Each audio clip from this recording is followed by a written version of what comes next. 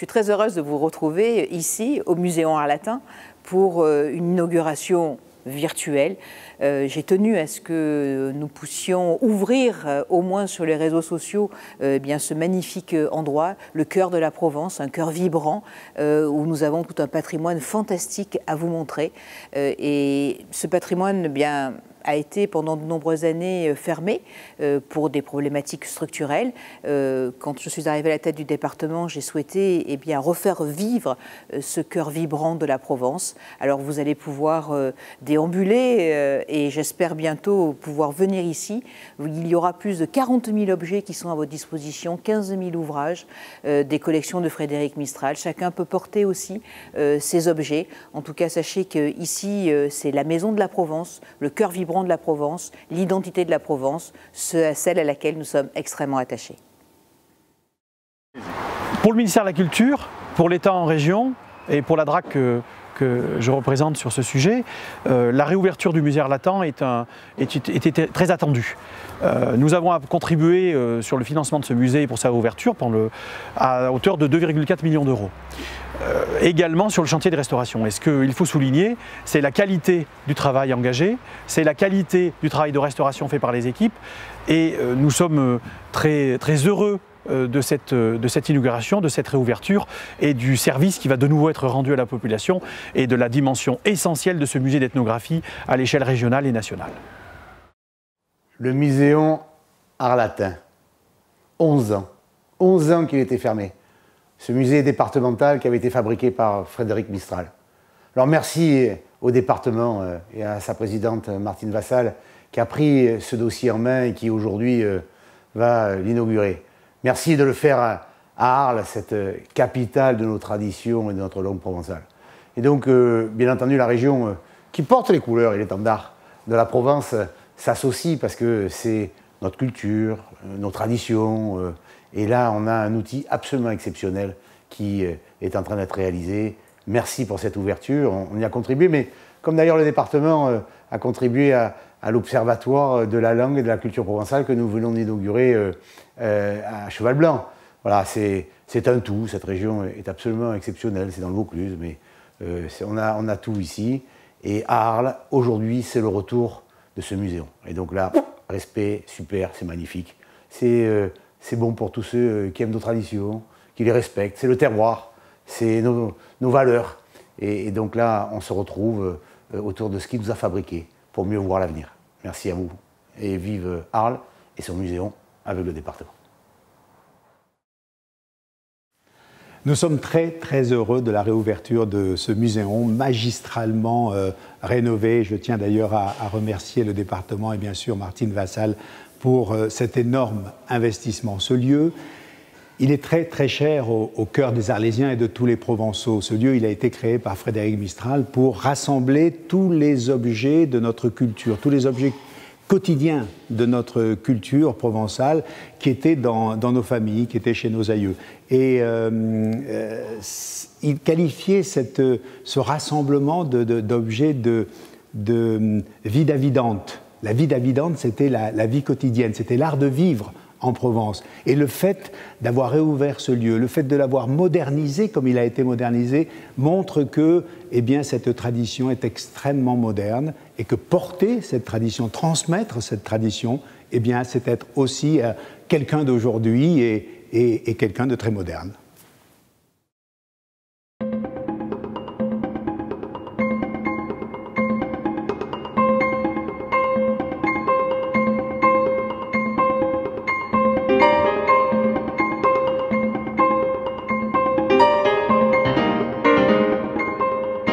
Bienvenue au Muséum Arlatin. Donc, ce musée a connu quelques années de rénovation et de travaux pour retrouver tout son lustre, mais aussi renforcer sa structure, parce que c'est un bâtiment qui a traversé les siècles et même les millénaires. Grâce à l'intervention architecturale, il a été possible de redonner à ce bâtiment toute son accessibilité pour que nos visiteurs puissent circuler librement dans les espaces. d'améliorer aussi le confort de visite et de renforcer en plus structurellement tous les planchers. L'expérience de la rénovation du bâtiment nous a aussi permis au niveau de la conservation des collections de repenser le parcours de visite des collections permanentes et de proposer une visite en 5 temps. Pour un véritable voyage dans le temps du visiteur. Le premier temps commence à la fin du 19e siècle et au fur et à mesure de la visite, en montant dans les étages, on remonte vers le 21e siècle. Cette organisation des collections redonne aussi une accessibilité intellectuelle au contenu du musée et rend la visite plus ludique, plus didactique.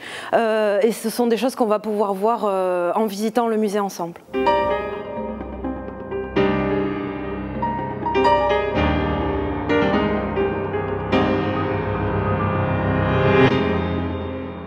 Donc, comme je vous l'ai expliqué, nous voici dans le temps 1 du musée, aux origines du Muséum Art Latin. L'idée est en fait de replacer dans son contexte l'origine de la création du Muséum Art Latin comme institution culturelle provençale. Frédéric Mistral, notamment dès le premier musée Art Latin à la fin du 19e, avait créé cette salle de l'Antiquité provençale qui contient des moulages de sculptures antiques et qui font une référence à la filiation mythologique qui existe entre l'Antiquité gréco-romaine et les Provençaux. Derrière moi se trouve la salle dédiée au Félibrige, cette académie littéraire au projet ambitieux dont Mistral a été un des fondateurs. Et son objectif était de promouvoir la culture et la langue provençale. Et la dernière salle de ce temps 1, aux origines du Muséum Art Latin, est la salle dédiée à la création du musée, notamment à l'aide de cette grande vitrine cubique qui se trouve derrière moi, qui rassemble les tout premiers objets que Frédéric Mistral a collectés pour créer les collections du Muséum Art Latin.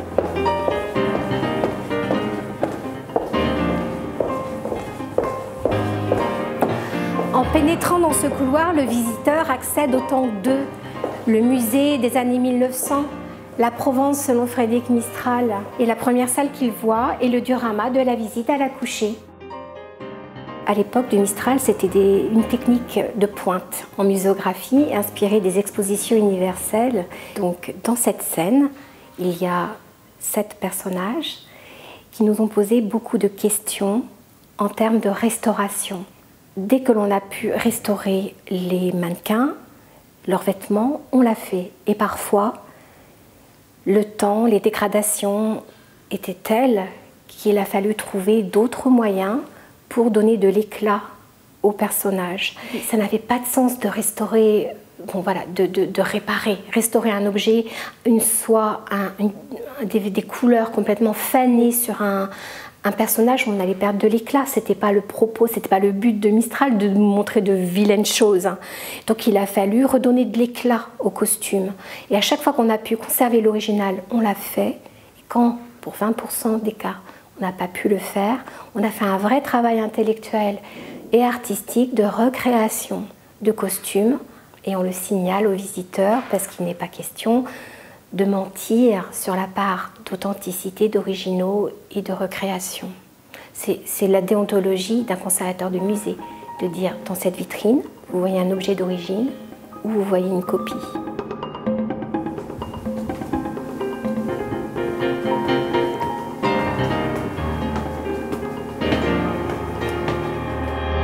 Nous voici en train d'arpenter le grand escalier du Muséum Art Latin. Cet escalier qui a été créé par l'architecte de la rénovation, Michel Bertreux. Il permet de desservir tous les temps de l'exposition permanente, du sous-sol jusqu'au 2e étage. Pour décorer cet escalier qui est en soi un défi technique, l'architecte a fait appel à Christian Lacroix, qui a décoré les murs nord et sud du grand escalier. Il a créé des totems très verticaux, très élancés, avec des images des collections du Muséum Art Latin, les images les plus emblématiques. Alors nous sommes toujours dans le temps 2, dans la galerie Castellane, qui a très peu changé par rapport à l'ancien musée, qui a juste pris un coup de jeune.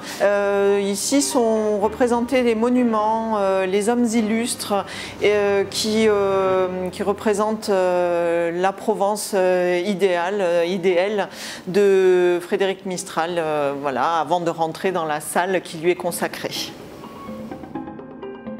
Ici, nous avons voulu consacrer cette salle à l'homme, à son œuvre. Voilà, nous avons réutilisé sa bibliothèque qu'il avait fait construire pour le premier musée, mais qui n'était pas accessible au public, et nous avons voulu présenter tous les objets qui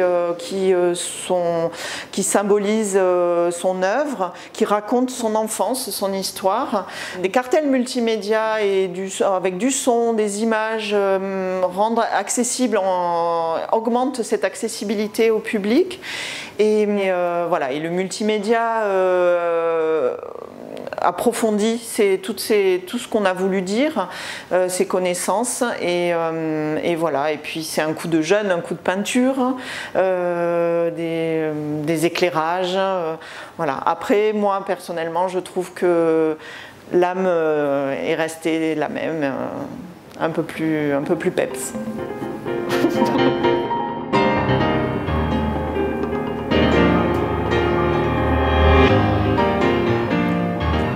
Nous sommes ici dans le temps 3, le musée des années 1940, folklore et identité, dans ces fameuses salles du costume d'Arles. C'est ici que l'on peut sentir que l'accessibilité a été un vrai souci dans la rénovation du musée. L'ensemble du musée est accessible pour les personnes en situation de handicap. Nous avons aussi des dispositifs tactiles tout le long du parcours qui permettent de toucher du bout des doigts, par exemple, les rubans et les textures des différents textiles. L'accessibilité, c'est aussi l'accessibilité intellectuelle avec un musée en 4 langues pour les touristes. Et puis enfin, on a voulu un musée aussi joyeux, un musée où les familles puissent passer de bons moments, et c'est pour ça qu'un sac-jeu accompagnera les familles et vous entendrez des enfants rire et chanter à travers tout le musée. Vous voyez, en fait, la rénovation du musée, ça a été aussi l'occasion de faire du musée un endroit de découverte et de plaisir.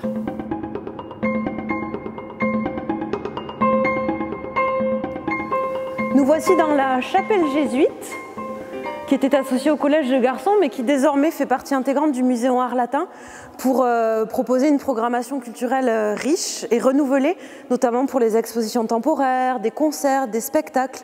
C'est la rénovation qui a permis d'ouvrir ces nouveaux lieux qui n'existaient pas dans le Muséum Art Latin d'avant. Et ici, on va pouvoir ouvrir le champ des possibles, aller vers de nouveaux publics, proposer quelque chose de plus dynamique aussi en termes de programmation vivante.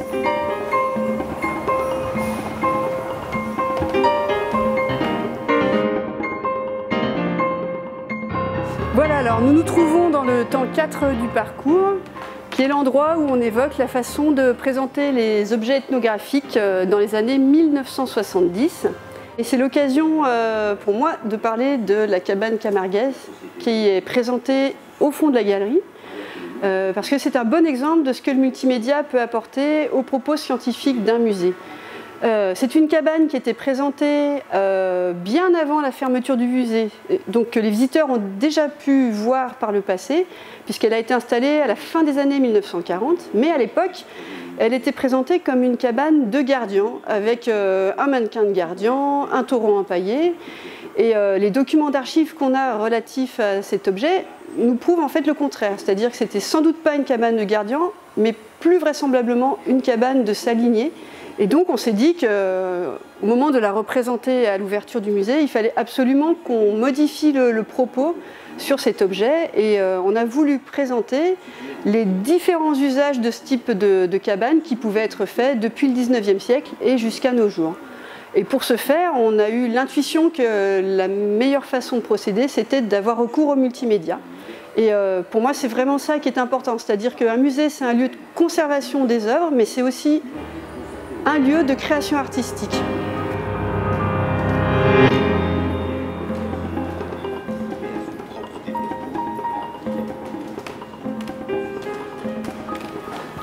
Alors ici, on est dans le temps 5, le musée d'aujourd'hui, la Provence contemporaine.